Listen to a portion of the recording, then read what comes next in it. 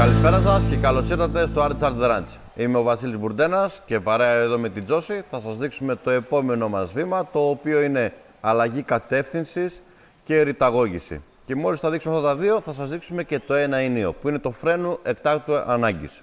Ξεκινήσαμε με τη σειραγώγηση στο προηγούμενο βίντεο. Τώρα, με το που μάθει το άλογο να πηγαίνει δεξιόστροφα και αριστερόστροφα, έρχεται η αλλαγή κατεύθυνσης.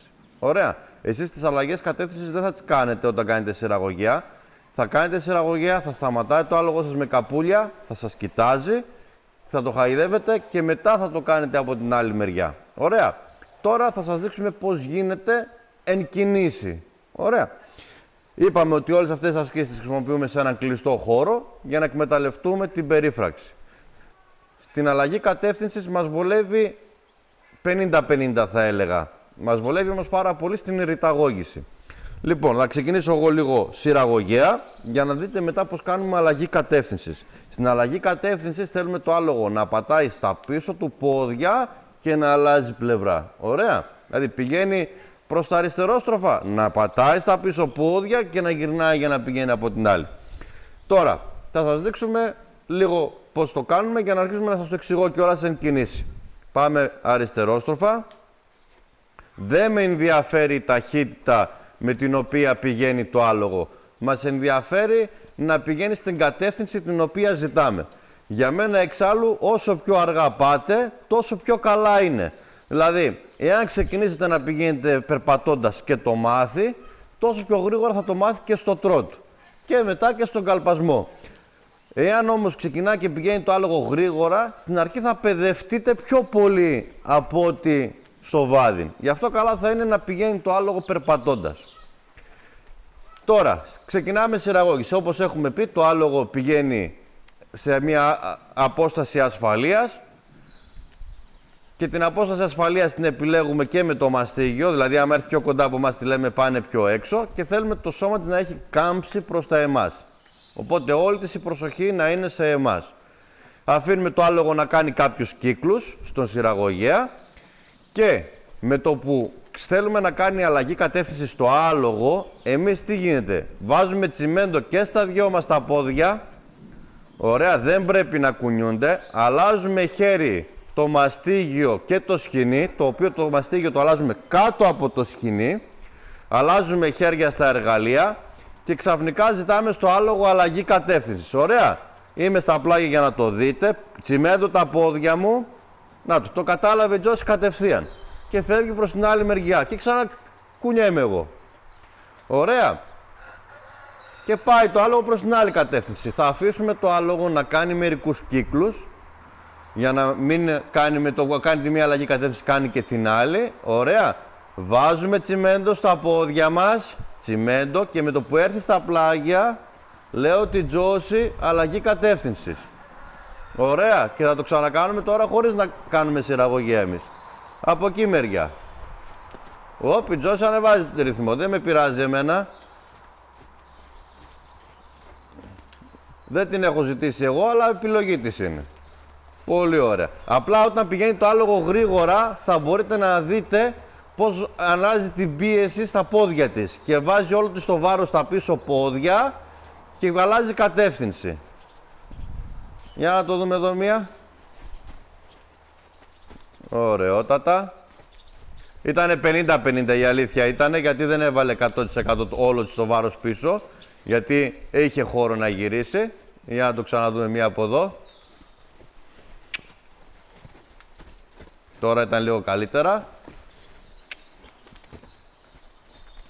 Θέλει και η Τζόση λίγο να παίξει από ό,τι βλέπω. Γι' αυτό θα την κάνουμε την άσκηση τόσο όσο... Να το, τώρα το έκανε καλύτερα. Ωραία, οι αλλαγές κατεύθυνσης θέλουμε να στηρίζετε το άλογο όλο του το βάρος στα πίσω του πόδια. Ωραία. Αυτό όσο πιο αργά πάτε, τόσο πιο λίγο γίνεται. Όσο πιο γρήγορα πάει, τόσο πιο πολύ βάζει το βάρος σου στα πίσω πόδια. Θέλω όμως στην αρχή να μάθετε απλά την άσκηση. Δεν θέλω να πιέσετε το άλογο να πηγαίνει πιο γρήγορα.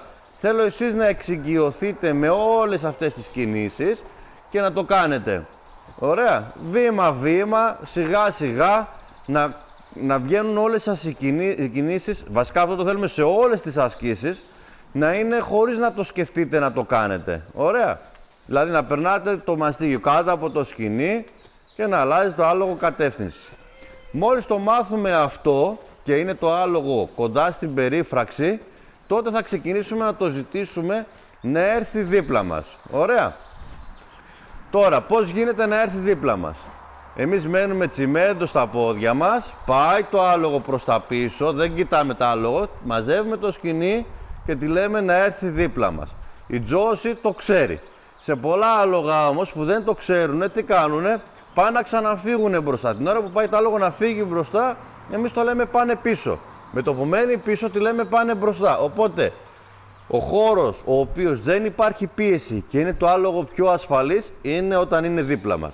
Και μόλις έρθει δίπλα μας, τη λέμε μπράβο και μπορούμε και να τη χαλαρώσουμε λίγο, να φύγει όλη η πίεση, γιατί τόση ώρα που κάνει το άλογο σειραγωγία και αλλαγές κατευθύνσεις, εμείς το πιέζουμε.